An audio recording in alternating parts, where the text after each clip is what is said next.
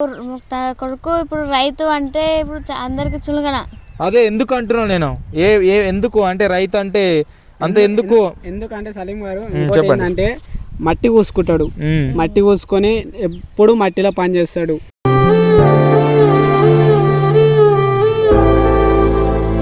వాళ్ళకు ఉన్న రెస్పెక్ట్, ఒక బిజినెస్ మ్యాన్కు ఉన్న రెస్పెక్ట్ రైతుకి ఎందుకు ఇవ్వట్లేదు జనాలు.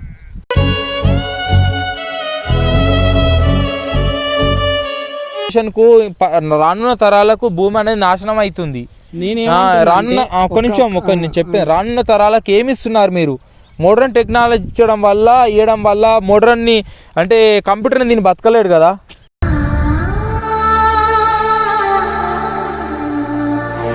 మనుషుల కన్నా వాహనాలకు గొప్ప అయిపోయింది. మనుషులు తినే ఆహారానికి కన్నా రేటు బండ్ల పోసే పెట్రోల్కే ఎక్కువ ఖరీదుగా ఉంది.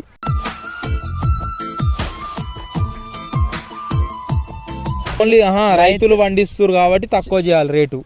అదేమో భూమిలోకి వెళ్ళి, అది కూడా భూమిలోకి వెళ్ళి వెళ్తుంది పెట్రోల్ కానీ డీజిల్ కానీ. కాబట్టి దాన్ని మాడిఫికేషన్ చేసి పంపిస్తారు, ఎక్స్పోర్ట్ చేస్తారు, బిజినెస్ మ్యాన్లు చేస్తారు కాబట్టి అది రేట్ ఎక్కువ. ఈ రైతులు పండిస్తారు కాబట్టి రేటు తక్కువ. అంతేనా?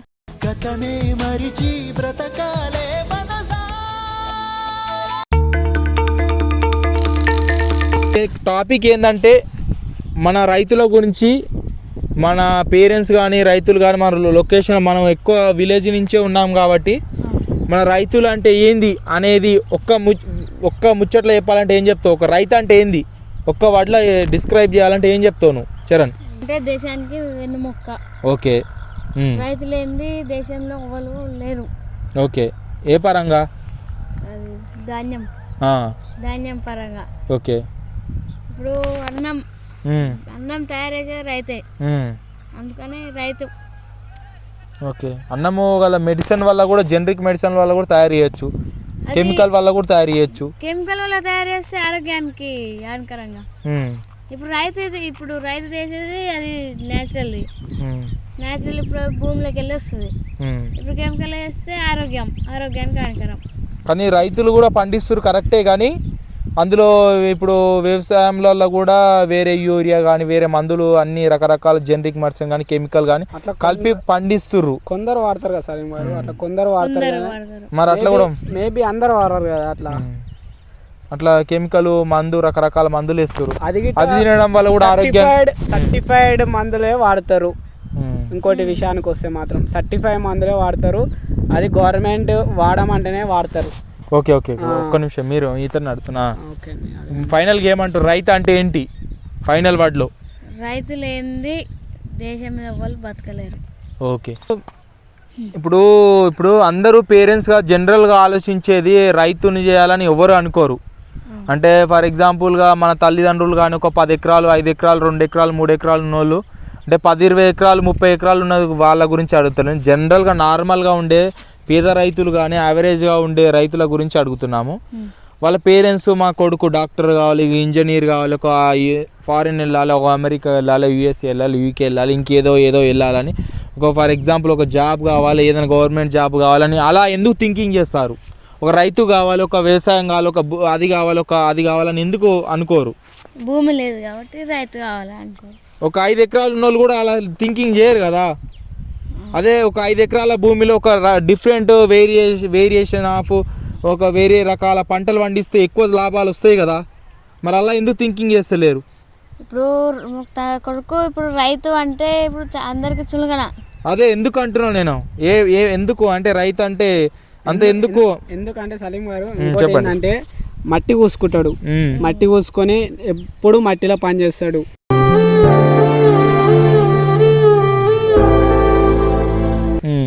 ఇంకోటి రాను అప్పటి నుంచి ట్రెడిషనల్ కదా అది.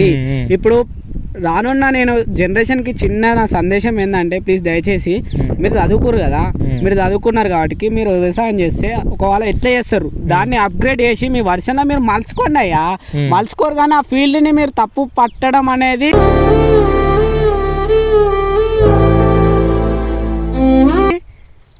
తప్పు అసలు. అది నా పాయింట్ ఆఫ్ వ్యూలో మాత్రం ఆ ఫీల్డ్ని తప్పు పట్టడం అని వాళ్ళు దోసుకుంటున్నామా? లేదు. ఏమైనా మేము ఏమైనా తప్పు పని చేస్తున్నామా? ఆ ఫీల్డ్ ఎందుకు అట్లా చూస్తారు, అంత చులకన ఎంత అయిపోతుంది. ఇంకోటి గిట్ట చాలా మంది పేద రైతు బిడ్డలు ఉర్రు. సపోజ్ వాళ్ళు ఏడు అయినా సరే కానీ రైతు బిడ్డ అని చెప్పరు. ఓకే ఓకే, ఒక నిమిషం.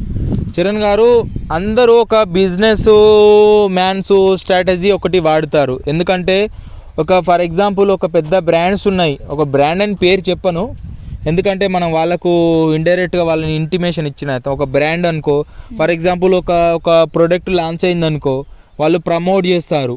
వాళ్ళ కంపెనీ ఎందుకు తయారు చేస్తుంది అంటే ఆ ప్రోడక్ట్ మేము ఆ ప్రోడక్ట్ని సేల్ చేసి లాభాలు రావాలి, అందరు ఎక్కువ మందికి రీచ్ కావాలి, ప్రోడక్ట్ ఎక్కువ మంది సేల్ కావాలి, కొనుక్కున్న తర్వాత మా కంపెనీకి ఇంత లాభం రావాలని అనుకుంటారు. ఒక తినే వస్తువుల కాంచి మొదలు పెడితే వాడే వెహికల్స్ కాంచి ఇంకా రకరకాల వస్తువులు కాంచి ఏ మెటీరియల్ చూసుకున్నా 90% అలానే ఉంటాయి. ఒక రైతు అనేవాడు ఎక్కువ శాతం అతను లాభపడడానికి వ్యవసాయం చేయరు. మామూలుగా ఒక తినడానికి, తను పండించుకోవడానికి, జనాలు కూడా తినడానికి అనే ఒక ఇంటెన్షన్ ద్వారానే పండిస్తాడు. మరి వాళ్ళకు ఉన్న రెస్పెక్ట్, ఒక బిజినెస్ మ్యాన్కు ఉన్న రెస్పెక్ట్ రైతుకి ఎందుకు ఇవ్వట్లేదు జనాలు.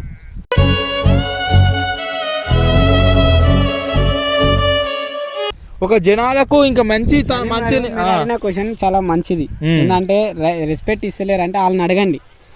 ఇంకో వాళ్ళకి మైండ్ సెట్ అనేది అట్లా తయారైపోయింది సలీం గారు. ఇప్పుడు ప్రజెంట్ జనరేషన్ కాకుండా ఒక 100, 200, 300 ఇయర్స్ బ్యాక్ రాజుల కాలంలో కానీ ఇంకా ఫర్దర్ బిఫోర్ ఇంకా అంతకన్నా ముందు పోతే చాలామంది ఆరోగ్యంగా బతికేవాళ్ళు. మినిమం 100 సంవత్సరాల పైన బతికేవారు, చాలా స్ట్రాంగ్గా ఉండేవారు. ఇప్పుడు ఉండే జనాలు కానీ అప్పుడు అంటే ఒక హాస్పిటల్స్ లేవు, ఏవి లేవు, ఏదో ఉంటే ఉండొచ్చు లేకపోతే లేదు. ఆయుర్వేదిక్ మెడిసిన్ వాడేది, ఎలాంటి రోగాలు రాకపోయేది, స్ట్రాంగ్గా ఉండేవారు, ఎంత పనైనా చేసేది. ఒక ఎలక్ట్రిక్ వస్తువు లేరు. ఇప్పుడు ఒక పెద్ద కోట కట్టాలన్నా జనాలే మోసేది, పెద్ద పెద్ద రాళ్ళు కానీ బండలు కానీ ప్రతిదీ. అది అయినా కానీ సరే, ఇంకేది కన్స్ట్రక్షన్ జరిగినా కానీ ఏదైనా కానీ జనాలే చేసేది. మరి అప్పుడున్న జనరేషన్ బెటర్గా ఉందా, ఇప్పుడున్న జనరేషన్ బెటర్గా ఉందా? నన్ను అడిగితే మాత్రం ఈ విషయంలో ఇప్పుడున్న జనరేషన్ గ్రేట్ మోడ్రన్ సలాం కొట్టాలి.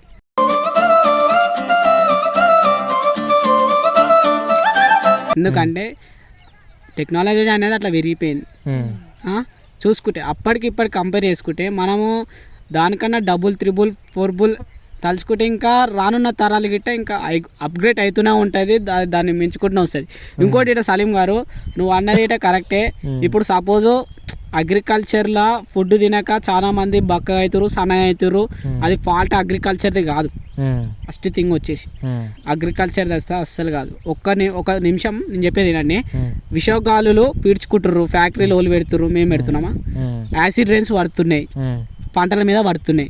సలీం గారు, మేము న్యాచురల్గా పండిస్తున్నాం, పంటని పెట్టినప్పుడు యాసిడ్ రైన్స్ పడ్డాయి. యాసిడ్ రైన్స్ పడ్డప్పుడు పంటకి నష్టం జరుగుతుందా? జరుగుతుంది. మేము దానికి పెస్టిసైడ్స్ వాడాలా అలా వద్దా? చెప్పండి, న్యాయంగా మీరే చెప్పండి. పెస్టిసైడ్స్ వాడతాం, బరాబర్ వాడతాం. యాసిడ్ రైన్స్ వాడినప్పుడు మా పంటకు నష్టం జరిగినప్పుడు దానికి బ్యాక్టీరియా అనేది ఫామ్ అయ్యి దాన్ని ఇంచులో పెంచుకుంటా, కర్రని మొత్తం చంపేసుకుంటా, మా పంటని మొత్తం ఆగం చేస్తుంటే మేము అట్లా ఎత్తుకోకుంటామా? దానికంటే ఒక మెడిసిన్ కనిపెట్టారు కదా మనోళ్ళు, మేము అది యూజ్ చేసి దాన్ని అరికడుతున్నాం. ఇంకోటి ఏంటంటే వాళ్ళు చేసే పనులకి మన రీసెంట్గా మాకు మస్తు లాస్ వచ్చింది. ఓకే అండి, మీరు అప్గ్రేడ్ జనరేషన్ అంటున్నారు కదా, అప్గ్రేడ్ జనరేషన్లో కొన్ని ఫాల్ట్స్ కూడా ఉన్నాయని నేను అంటున్నా. ఎందుకంటే ఇప్పుడు బయోడైవర్సిటీ చూసుకుంటే జీవ పరిణామం, మొత్తం జీవుల గురించి కానీ, జీవులు నశిస్తున్నాయి, అడవులు నశిస్తున్నాయి, పొల్యూషన్ పెరిగిపోతుంది సమాజంలో, చాలా రకరకాలుగా. ఇప్పుడు మనుషులకు, జనాలకు ఆరోగ్యము త్వరగా క్షీణిస్తుంది, తొందరగా చచ్చిపోతారు, తొందరగా స్ట్రాంగ్ ఉండలేరు, అన్ని రకాలుగా. ఫర్దర్గా మీరు జనరేషన్కు రానున్న తరాలకు భూమి అనేది నాశనం అవుతుంది. రానున్న తరాలకు ఏమి ఇస్తున్నారు మీరు? మోడర్న్ టెక్నాలజీ ఇవ్వడం వల్ల మోడర్న్ని అంటే కంప్యూటర్ని దీన్ని బతకలేడు కదా.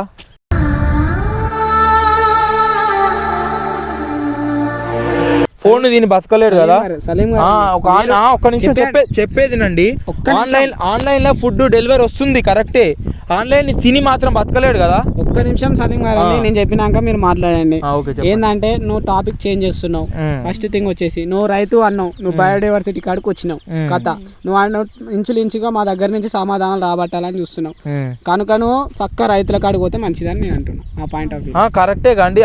మోడర్న్కి వచ్చినాక లాభాలు జరిగినా నష్టాలు జరిగినా నేను అడుగుతున్నా.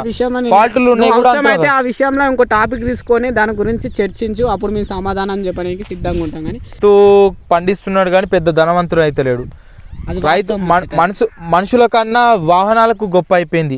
మనుషులు తినే ఆహారానికి కన్నా రేటు బండ్ల పోసే పెట్రోల్కి ఎక్కువ ఖరీదుగా ఉంది.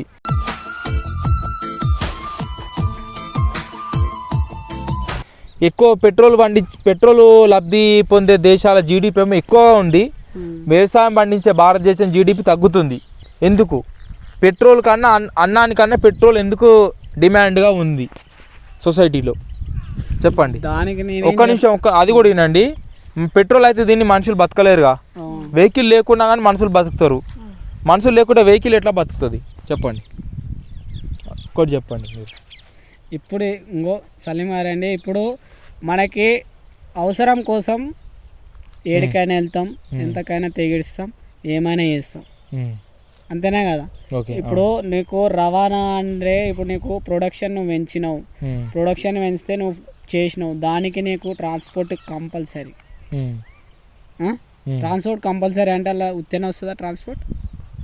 అదే అండి, తినేదానికన్నా పెట్రోల్కి ఎందుకు ఖరీదు ఎక్కువ ఉంది అంటున్నా నేను.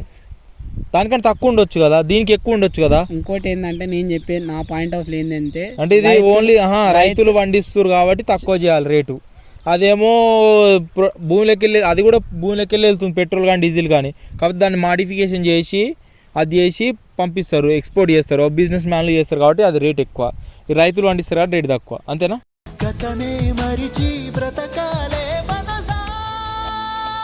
నేను అట్లా అంటలేను. నేనేందంటున్నా అంటే రైతులు పండిస్తుర్రు, దానితో పాటు వాళ్ళు ఆ వస్తువుకి అంత కంపెనీ కానీ ఆ చేసిన వస్తువుకి వాళ్ళకి పెట్టుకునే రైట్ ఉంది. ఇప్పుడు రైతు గిట్ ఉంది, పండించిన పంట మరి ఎందుకు అది అలా తప్పు కదా.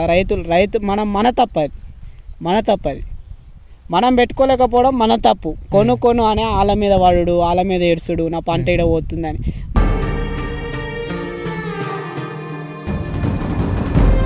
మనం ఏంటంటే సఫిషియెంట్గా జనాలు గిట్ట మైండ్ సెట్ మన రైతులం అందరం ఐక్యతగా ఉండాలి, మనం అంతా కలిసికట్టుగా ఉండి మనం